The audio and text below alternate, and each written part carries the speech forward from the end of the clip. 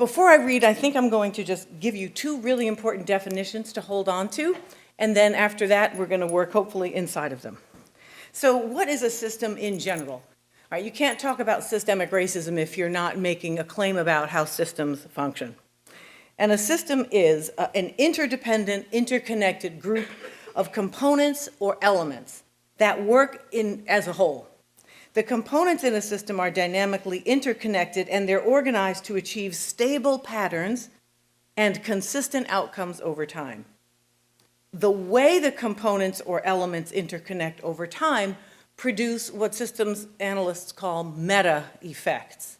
So the meta effects are the system's production of interactions over time in various ways. And they meta effects amount to something more significant than the sum of the parts. So if you have a system that has multiple parts, normally you'd think, well, if you have educational problems, that's one issue, and then you add it to this one, you add it to that one.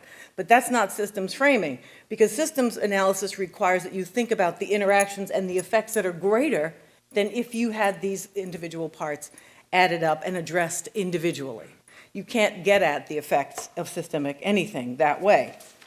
So when I saw this word meta, I started thinking about, well, if they're called meta effects, then what are the meta effects of systemic racism? And that would be meta racism. No single policy or practice can produce meta racism. Meta racism is an impact that is greater than the sum of systemic racism's parts. Now, this means that we have to look very differently at where racism is happening and how it's happening. So over several years, I closely examined policies in 4 key areas of society: housing, education, criminal justice, and lending. Policies and practices in these areas are critically important in that they can either enhance or deplete stability, opportunity, economic growth, and community well-being. Policies and practices in these 4 areas go a long way toward determining who does and who doesn't gain access to affordable and safe housing, high-quality, well-resourced schools, public safety designed to protect and respect the community, and fair access to affordable credit for buying homes, building businesses, and other investments, such as paying for higher education. My initial interest was to consider how important policies and practices in each of these major areas contributed to or depleted individual and community well-being generally. And then I began to ask a set of questions that are usually not asked simultaneously, which is, what is the language of these policies, and then what are the outcomes for Black people in particular? So that allowed me to see points of connection and interconnection that are not visible if you ask questions of a policy on its own. So toward this end, then, I researched about 100 policies and practices and focused in more closely on about 75.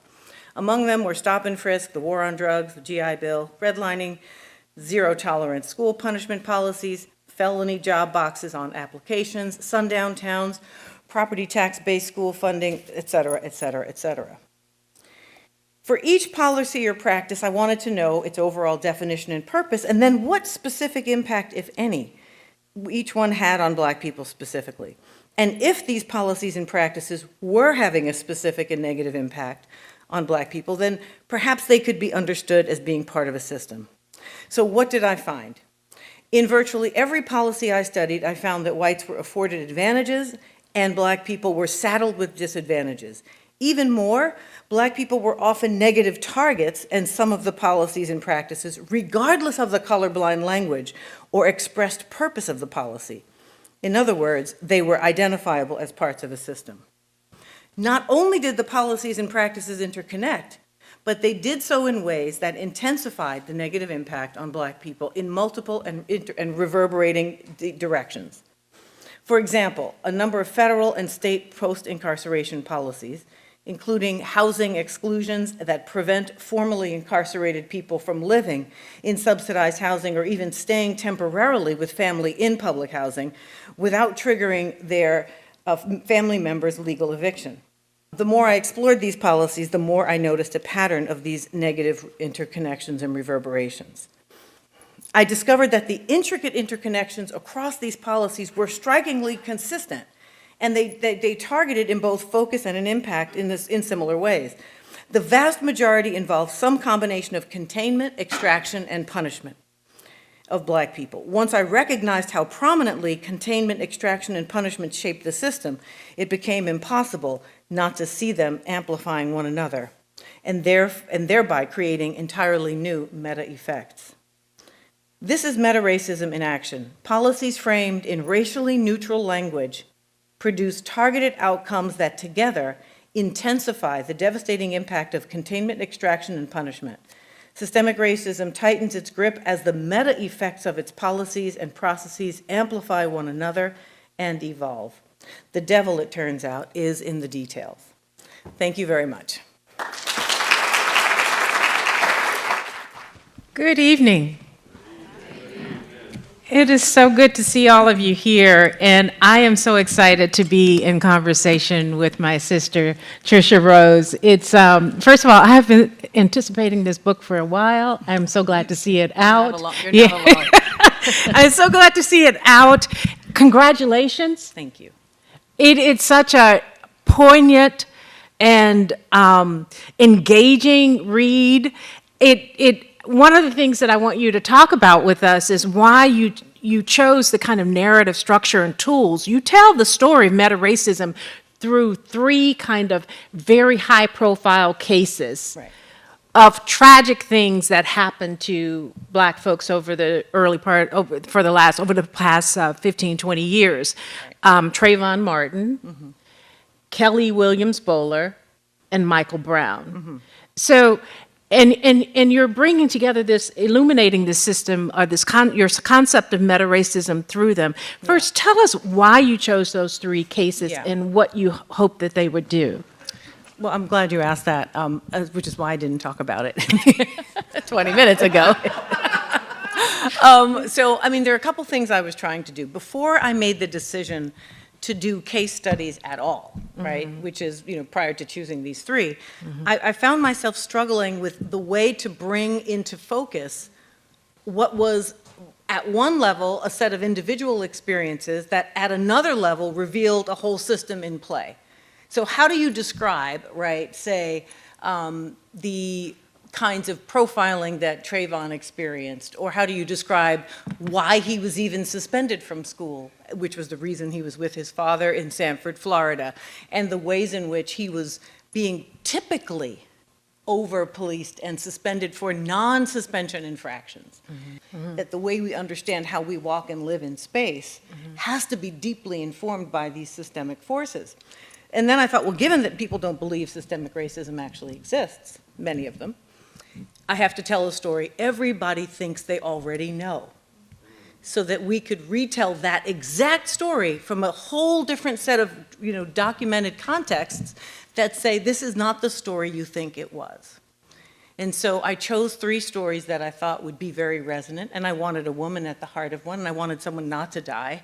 So I was very intentional because I wanted to say, look, death is not the only answer here. There's an answer of living under profound suffering for long periods of time, and those are different experiences.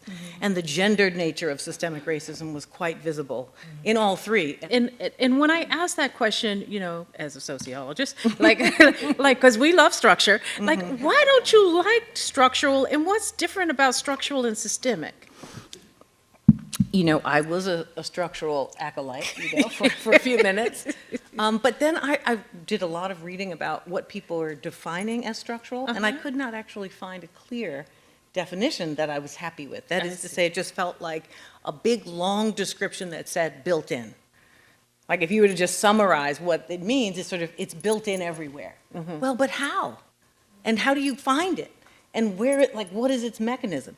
So when I started reading some sort of basic systems theory, I was like, well, this makes more sense to me because it's describing the requirement that it be interactive and that it be interconnected. That doesn't mean it can't be structural. It's like you can have a society that has structural factors and systemic factors.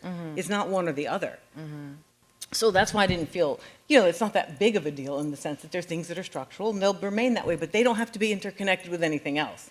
For it to be systemic, you have to have interconnection. When I was reading it, one of the things that I one of the beautiful things that your book does is it moves you from the head to the heart. And I could actually feel the moments. I want you to tell us about what it was, because you write about this. What it was like in those moments, and you got all of this, you're steeped in all this data, all these policies, these stories so Right. deeply, because you unfold things that most of us don't know. Like, what was that like for you as you had to write it? Yeah. You know, some chapters were very hard. The Michael Yeah. Brown chapter was really, really hard. Yeah. I think it was also because it was near the end of the journey. I wrote it second to last. And so I was just, it's a lot. It's a lot to try not to absorb. But for me, it was just really, it was very painful because, Yeah. so I had to remind myself that the point of doing this was actually worth the pain. Yeah. And the point was doing it was to give people another way to think about how discrimination is impacting Black people in particular. And this is very specific, and there's a methodological intention around that, not just a research focus.